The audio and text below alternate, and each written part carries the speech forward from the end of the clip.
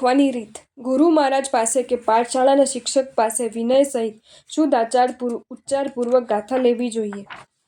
લીધેલી ગાથા ગોખતી વખતે ચોપડીમાં તે ગાથાના અક્ષરો સામે જ નજર રાખવા જોઈએ। ચોપડી બહાર નજર રાખીને ગાથા ગોખાય નહીં। ગાથાના 4 પદ હોય છે, તેમાં સૌ પ્રથમ એકલું પહેલું પદ જ ગોખવું જોઈએ। પહેલું પદ સારી રીતે ગોખાઈ ગયા પછી બીજું પદ ગોખવું જોઈએ। ત્યાર પછી પહેલું અને બીજું આ બંને પદો સાથે ગોખવા જોઈએ।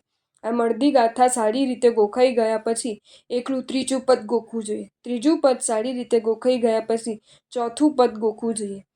ત્યાર પછી ત્રીજું અને ચોથું આ બંને પદો સાથે ગોખવા જોઈએ। આમ નીચેની અડધી ગાથા સારી રીતે ગોખાઈ ગયા પછી જ આખી ગાથા એક સાથે સારી રીતે ગોખીને રૂઢ કરવી જોઈએ।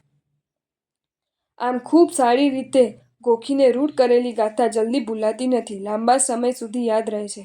શિક્ષકે આવી રીતે રૂઢ થયેલી ગાથા જ લેવી જોઈએ। ચોપડી બહાર નજર રાખીને માત્ર 2-4 મિનિટ ગોખેલી ગાથા રૂઢ થયેલી હોતી નથી, તે માત્ર ધારી લીધેલી જ હોય છે। તેથી થોડી જ વારમાં ભૂલાઈ જાય છે। કલાક 2 કલાક સુધી પણ યાદ રહેતી નથી।